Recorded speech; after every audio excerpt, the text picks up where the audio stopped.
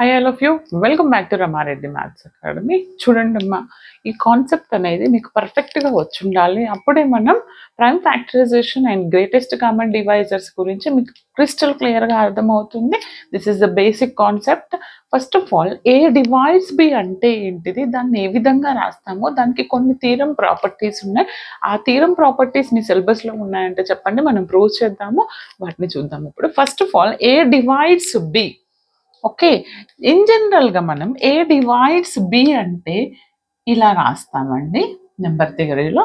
ఇక్కడ ఏంటిది, let A comma B are two integers అయి ఏ అనేది ఏం కావాలంట, which is not equal to 0 and then there exist an integer Q belongs to Z అయితే then B is equal to A Q అయ్యే విధంగా ఉంటే మనం ఏమంటామంటే ఇక్కడ ఏ డివైడ్స్ బి, దాన్ని ఈ విధంగా రాస్తాము. ఏ డివైడ్స్ బి అని చదువుతాము.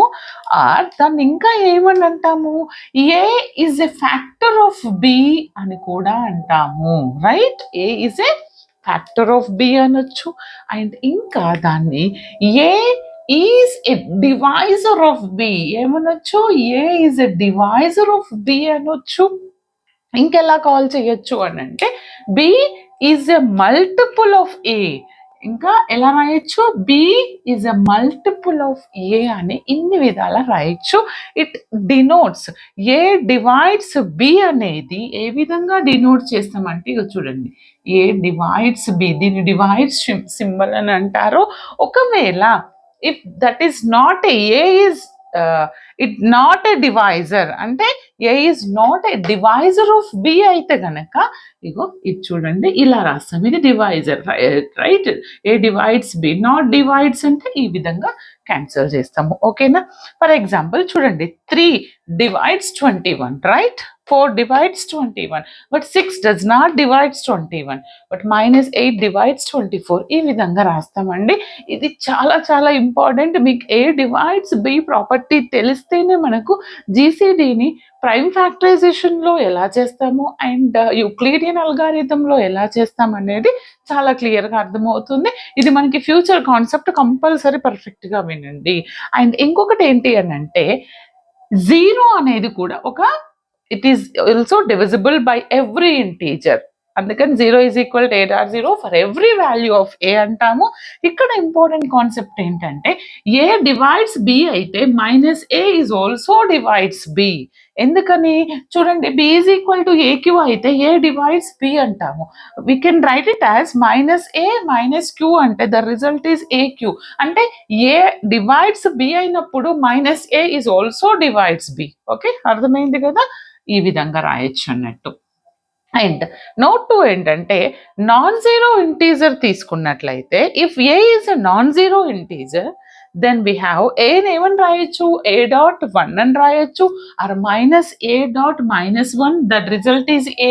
And A is equal to ఇంకా ఎలా రాయొచ్చు, -A+1, -1. These are the divisors of A అంటాము. ఓకేనా, అండ్ ఇక్కడ ఉన్నటువంటి చూడండి అమ్మా, ఈ 6 ప్రాపర్టీస్, ఓకే, 7 ప్రాపర్టీస్. ఈ 7 ప్రాపర్టీస్ అనేవి కొంతమంది కొన్ని యూనివర్సిటీస్లో ఎంఎస్ఎఫ్ వాళ్ళకి వచ్చేసి వాటికి థీరం బేస్డ్గా అడుగుతున్నారు. అప్పుడప్పుడు కొంతమందికి కంపల్సరీ ఇవి తెలిసి ఉండాలి యూక్లిడియన్ అల్గారిథం చేయాలంటే. మీకు కావాలి అని అంటే నేను ప్రూవ్ చేసి చెప్తాను. కావాలా లేదా అనేది మీరు కంపల్సరీ నాకు కమెంట్ సెషన్లో కమెంట్ చేయండి. ఇవ్వండి మన ప్రాపర్టీస్. ఏమంటున్నారు చూడండి, ఏ డివైడ్స్ బి అయితే B equal to 0 or mod a less than or equal to mod b అవుతుందంట. And if second one, A divides b if and only if a is also divides -b, that is one property.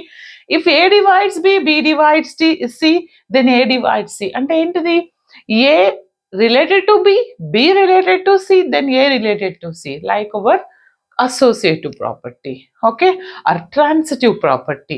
And if a divides b divides c అయితే then a is equal to plus or minus b అంటున్నారు.